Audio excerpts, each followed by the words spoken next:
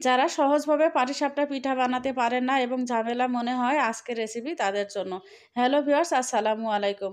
আজ আমি আপনাদেরকে মাত্র ৫ মিনিটে খিরসা তৈরি করে এই নরম সুস্বাদু পাটিসাপটা পিঠাটা তৈরি করে দেখাবো। আশা করি আপনাদের কাছে অনেক ভালো লাগবে। তো এখন আমি পাটিসাপটা পিঠার জন্য প্রথম একটা গোলা তৈরি করব। এজন্য একটা মিক্সিং বোলের মধ্যে দিয়ে দিলাম শুকনো ১ কাপ পরিমাণ চালের গুঁড়া, হাফ কাপ পরিমাণ ময়দা বা আটা যে কোনোটা দিতে পারেন। তারপর দিয়েছি 1/4 কাপ পরিমাণ গুঁড়া দুধ, ১ চিমটি পরিমাণ লবণ আর দিয়ে দিচ্ছি এখানে আমি ১ চা চামচ পরিমাণ ঘি। আপনারা চাইলে একটু তেলও দিতে পারেন। এই ঘিটা দেওয়ার কারণে পিঠাটা অনেক বেশি সফট হবে এবং তাওয়া থেকে খুব সহজে উঠে আসবে। বারবার তেল ব্রাশ করা লাগবে না। তারপর 1/4 কাপ পরিমাণ লিকুইড গুড় দিয়ে দিয়েছি আর দিয়ে দিলাম ১ কাপ পরিমাণ পানি। তো পানিটা আপনারা যারা নতুন রাঁধুনি তারা প্রথমে হাফ কাপ পরিমাণ দিবেন, দিয়ে ভালো করে মিশিয়ে তারপর আবার দিয়ে দিবেন। আর আমি কিন্তু পিঠাটা সুস্বাদু করার জন্য এখানে গুঁড়া দুধ ব্যবহার করেছি, তবে কেউ চাইলে এটা স্কিপ করতে পারেন, অর্থাৎ বাদ দিতে পারেন। আবার কেউ চাইলে এখানে লিকুইড দুধ দিয়ে এই গোলাটা তৈরি করে নিতে পারেন, অর্থাৎ তবে আপনারা কি করবেন, অল্প অল্প করে পানি দিয়ে এই ধরনের একটা মিশ্রণ তৈরি করে নেবেন। তো ভিউয়ার্স, আমার মিশ্রণটা কিন্তু পুরোপুরি রেডি। দেখেন ঠিক এই ধরনের একটা ঘনত্ব করে ব্যাটারটা তৈরি করবেন। তারপর ঢাকনাতে ঢেকে রেখে দিলাম। আর এই ফাঁকে আমি এই পিঠার জন্য যে খিরসা লাগবে সেটা তৈরি করে নেব।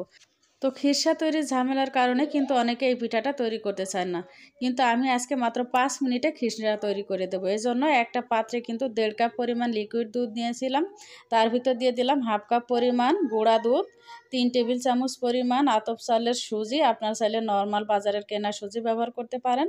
আর দিয়েছি 1/4 কাপ পরিমাণ, অর্থাৎ ৪ টেবিল চামচ পরিমাণ চিনি। তারপর ১ চিমটি পরিমাণ লবণ দিয়ে একটা মিক্সার দিয়ে খুব ভালো করে মিক্সড করে এখন আমি চুলাটা অন করে দেব। তো আমি আজ আপনাদের দুনিয়ার সবচেয়ে সহজ টেকনিকে কিন্তু খিরসা তৈরি করে দেখাচ্ছি। তো এভাবে যদি খিরসা তৈরি করেন, দুধ ঘন করার কোনো এক্সট্রা ঝামেলা থাকে না। তো আমি এখানে ১.৫ কাপ কিন্তু লিকুইড মিল্কের সাথে হাফ কাপ গুঁড়া দুধ দিয়েছি। তারপর পরিমাণটা তো ভালো করে আপনারা দেখেছেনই, ৩ টেবিল চামচ পরিমাণ সুজি, ৪ টেবিল চামচ পরিমাণ চিনি আর ১ চিমটি লবণ দিয়েই কিন্তু আমি এটা রান্না করতে থাকছি। তো দেখেন, যখন রান্না করতে করতে এমন একটু ঘন হয়ে আসবে তখনই আপনারা একটু ঘি দিয়ে দিবেন। ঘি কিংবা বাটার যে কোনো কিছু দিলেই হবে। আবার যাদের হাতের কাছে নেই তারা এটা স্কিপ করতেও পারেন, তবে দিলে সুন্দর একটা এখানে ফ্লেভার ছড়াবে। তো খিরসাটা রান্না করার সময় চুলার আঁচটা কিন্তু সব সময় আপনারা মিডিয়াম টু লোয়ের মাঝামাঝি রেখে রান্নাটা করে নেবেন। তো আমার কিন্তু খিরসাটা রেডি। ঠিক এই ধরনের একটু পাতলা অবস্থায় চুলা থেকে এটা নামিয়ে ফেলবেন, না হলে কিন্তু এটা একেবারে জমাট বেঁধে যাবে। তো এখন আমি পিঠাগুলো বানিয়ে দেখাবো। আমার খিরসা কিন্তু রেডি হয়ে গেছে। তো পাটিসাপটা পিঠা বানানোর জন্য চুলা একটা ফ্রাই প্যান বসিয়ে সামান্য একটু ঘি ব্রাশ করে নিলাম। আর খুবই অল্প পরিমাণে দিবেন, তাহলে দেখবেন যে পিঠাটা ছিদ্র কম হবে। তারপর প্যানে ১ চামচ ব্যাটার দিয়ে হাতলটা ধরে এভাবে একটু ঘুরিয়ে গোল করে ঢাকনা দিয়ে ঢেকে দিলাম। দিয়ে কিছু সময় অপেক্ষা করছি, প্রায় মিনিট খানিক। এর মধ্যে কিন্তু উপরের কাঁচা ভাবটা চলে যাবে। যখন কাঁচা ভাবটা চলে যাবে তারপর পরিমাণ মতো খিরসা দিয়ে এভাবে আপনারা ফোল্ড করে নেবেন। তো দেখেন ভিউয়ার্স, পাটিসাপটা পিঠা বানানো কতটা ইজি। তো এখন আমার প্রথম পিঠাটা কিন্তু হয়ে গেল। আমি আরেকটি পিঠাও আপনাদেরকে সেমভাবে করে দেখাচ্ছি। তো ভিউয়ার্স দেখেন, এবার কিন্তু আমি আর তেল ব্রাশ করব না। তো এভাবে পিঠা বানালে বারবার কিন্তু তেল ব্রাশ করা লাগে না।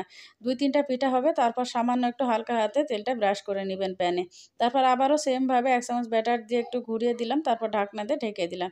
দিয়ে আবারও মিনিট খানেক অপেক্ষা করব। যখন দেখব যে উপরের কাঁচা ভাবটা চলে গিয়েছে তখন এর ভিতরে খিরসা দিবেন আপনারা। তো এখন আমি ঢাকনাটা খুলে নিলাম। তো দেখেন, তারপর খিরসাটা দিয়ে দেব। তো পরিমাণ মতো আপনারা খিরসা দিয়ে নেবেন। দিয়ে ফোল্ড করে নিলেই কিন্তু পাটিসাপটা পিঠা বানানো হয়ে যাবে। তো পাটিসাপটা বানানো আমার কাছে একদম ইজি মনে হয়। আর এভাবে আমি সবসময় যখন তখন বানিয়ে থাকি। আর এইভাবে যদি আপনারা পাটিসাপটা পিঠা বানান তাহলে দেখবেন যে পিঠাগুলো অনেক বেশি সফট থাকবে। তো ভিউয়ার্স, আশা করছি আমার আজকের এই পাটিসাপটা পিঠার রেসিপিটা আপনাদের কাছে অনেক ভালো লেগেছে। আর ভালো লেগে থাকলে প্লিজ চ্যানেলটিকে সাবস্ক্রাইব করে পাশেই থাকবেন এমন সহজ সহজ নতুন নতুন রেসিপি দেখার জন্য। সবাই অনেক ভালো থাকবেন, সুস্থ থাকবেন। আল্লাহ হাফেজ।